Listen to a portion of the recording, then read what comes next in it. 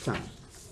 Thank you, Chairman. Minister, in its 2017 Conservative Party election manifesto, the government pledged to meet the commitment of the 2015 government's commitment to secure 1 million additional homes by 2020, plus another 500,000 by 2022. Do you think you're going to meet that target? Well, we're certainly pushing hard to get there, yes. So we were at 222,000 homes last year. Leading indicators for next year look as if we're going to get towards 240,000. And obviously, if I can beat that in the years following, then we should hit the target. I mean, look, it's not going to be without challenge to get to the sort of 300,000 by the mid-2020s, which is where we need to get to, and then to sustain it. Not just a peak, but to sustain it for a period. It is going to be a challenge, and that's why we're trying to insert, enormous government funding, developing new technology, trying to disrupt the market so there are more players competing, and we increase output, and then supporting, to a certain extent, supporting demand through Help to Buy. But it's not without its challenges. Okay, but you think you will meet that target? Yep. Well, certainly trying to hit it, yes. Okay, and do you think that wider use of the modern methods of construction, can they actually help to meet that target, or perhaps increase the numbers of homes that are delivered? Well, we certainly hope so. As I said earlier, in two ways. I mean, first of all, there's obviously a big productivity gain there, which would be great. If they can produce more output for the same input, then fantastic, and do it faster, that'll be great as well. But secondly, obviously, as I said earlier, it will stimulate new players in the market. And the problem we've got with the UK market at the moment is it's a highly regulated one, which has agglomerated into a small number of large players. The crash of 7 and 8 wiped out 50% of all small builders who were producing more than half the output, and now produce a tiny, I think it's less, it might be about a quarter, something like that, some tiny amount. And so restoring them and their output is critical, and we'll only do that if we have a big, vigorous market of players. And one of the barriers to entry for a small developer, as I say, is the basic access to the kind of traditional supply chain, the bricks, the mortar, the brickies, the carpenters, all that kind of stuff that you need. And by being able to buy a product off the shelf, effectively, you immediately remove that barrier to entry. Now, I went, and you see that, for example, in self-build and custom build. I don't know if you know, but it's self-build and custom build week this week, with a variety of events. We've got Grand Designs Live is on in Olympia. I'll be appearing on stage on Thursday. You'll be pleased to know. And there's an event here in the house this evening. But one of the things, I went to a site called Graven Hill, which is the largest self-build site in Europe, just outside Bicester.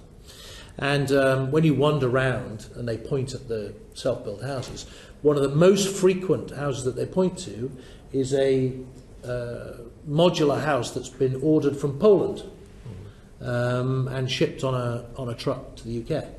Now, there is a barrier to entry immediately removed. You can buy the product from somewhere else, have it shipped in and erected in 14 days. And so, yes, we think it will help overall with output. Okay, well, thank you very much for that. I think after this meeting we'll all be rushing off to get our tickets to hear your address at that exhibition. Being interviewed by the fabulous Kevin MacLeod. Brilliant. Who will be downstairs if you want to come. I think at 7 o'clock he's appearing downstairs in Dining Room A. Good, there you go. Look, I'll give you an extra opportunity to get your plug-in for that event. But how are you going to measure if initiatives to increase use of MMC, that if they're actually being a success or not? Well, to a certain extent, I'm indifferent, right? What I'm really focused on is output, and the overall measure will be the number of homes that are delivered. And if I can do more, and they are better, and they're coming faster, and the industry gets itself sorted out, then I ought to be indifferent as to how they do it. We happen to think that MMC will help, and so we're willing to put some government heft and money behind trying to stimulate it, but it's for them. But in the end, we have to, if we are putting government money into, we need to measure output for that. And we have KPIs at Homes England who are in charge, as you know, of distributing much of the money that we put out there to look at where MMC is being used. And we've got certainly some of the funding that we're providing in the Affordable Homes Programme, the Home Building Fund, as well as the Accelerated Construction Fund, which is entirely targeted on MMC, are there to stimulate this industry. So we'll be monitoring numbers through those. But basically, HE have a KPI pointing at MMC. Okay. Well, you may be aware that amid the uncertainty of Brexit, the Construction Products Association have actually downgraded their forecast for the construction industry as a whole, and in particular, I think that's true of all of those industries which have large upfront costs. So, do you have any particular concerns about the potential impact of Brexit on MMC and its take-up? I have to confess to you, I don't have enormous concern. I mean, I think there's likely to be, naturally you would expect there to be a temporary fluctuation, but the fundamental demand and supply equation in the UK for housing remains the same and will do for some time to come, and certainly the government's commitment from a funding point of view is unwavering and increasing as every fiscal event occurs. The budget, we had another £500 million for infrastructure. We're obviously extending the Help to Buy. We've now put another £2 billion into the Affordable Homes Programme beyond the current timeframe, so housing associations can now bid for 10-year money, which is the first time they've ever been able to do that. So the long-term signals are there. So while, I mean, in my lifetime, the property market has always been 2 steps forward, 1 step back, because like any market, it naturally fluctuates. To me, I sense it will be a temporary one. Certainly, if you look at expectations data, it does show you that there's a short-term downward expectation and then a long-term strong upward one. Well, I would contend that if there was a no deal